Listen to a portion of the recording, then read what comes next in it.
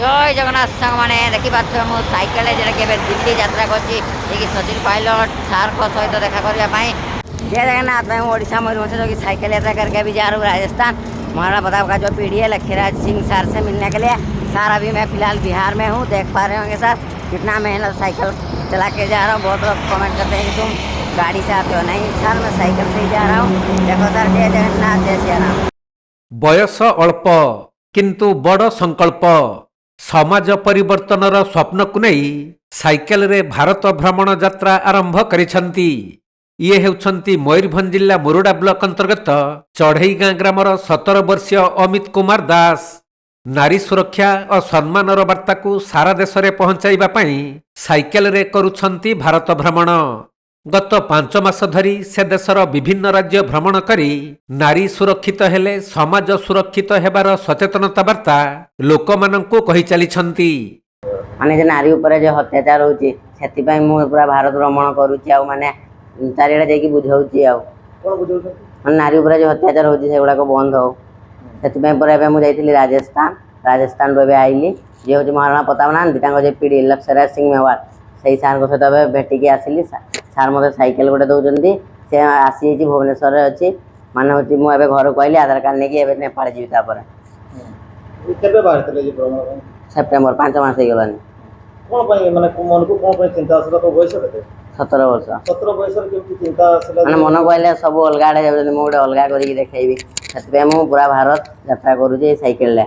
यात्रा समय कोन असुविधा तो सेमती किछि नै, रास्ता रे खाइबा पीबा रास्ता लोक माने देखि कि खाइबा पीबा सब तो सामने दे दउचंती और पैसा भी किछि लोक साहाय्य करूचंती।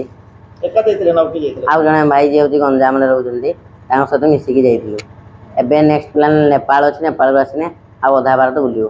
केते राज्य तथाई बुली सल्ला 7-8टा आगो कोन लक्ष्य आगो को भी जेमती मु साइकेल ले गोटे साइकेल रेसर हेबी भाबुची सेति पई नेक्स्ट हैदराबाद गोटे रेसिंग अछि सेठी भाग नेबी। गोतम कोन बार्ता रे समाज कोन कहियो माने जे नारी ऊपर अत्याचार होची से सब बंद करबा पई आ होची एबे जे मु जाउची नेपाल सेठी पानी बचेबा पई मु एबे आवानास करके जीवी पूरा। तेबे एते कम बयसरे समाज पई एही महान चिंताधारा देखी विभिन्न नेतृस्थानीय और मान्यगण्य व्यक्ति माने अनेक स्थान रे तांको सम्मानित करिसंती। तांकर एही प्रेरणादायक पदक्षेप को स्वीकार करी स्थानीय रश्मि मोटर्स पक्षरु मध्य अमित दासंकु भव्य स्वागत संबर्धना दिया जाइछि। से एते माने अल्प बयस रे से गुटे माने भारत भ्रमण करछंती सेति पई हमकु बहुत खुशी लागुची। माने से गुची हमर गर्व आउ माने माने जाहाले भी से आउ टिके बड़ हेले आहुरी बहुत किछि भी करबे आउ हमकु बहुत खुशी लागुची। तेनु आमे गुटे हमर शोरूम तरफ रो समस्त भाबिलु हम ताको टिके आउ टिके उत्साह जणैबा जेमति से आउ टिके आगु जाई परिबे आउ आहुरी बहुत किछि करि परिबे।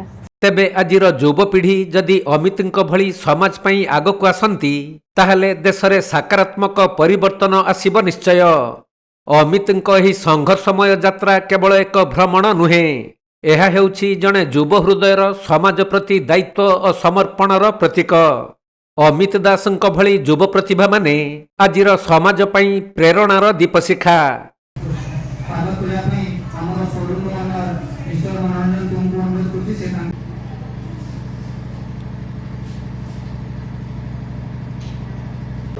मयूरभंज जिला मुरुडारू ज्ञानरंजन बेहेरांक रिपोर्ट, कोणार्क लाइव।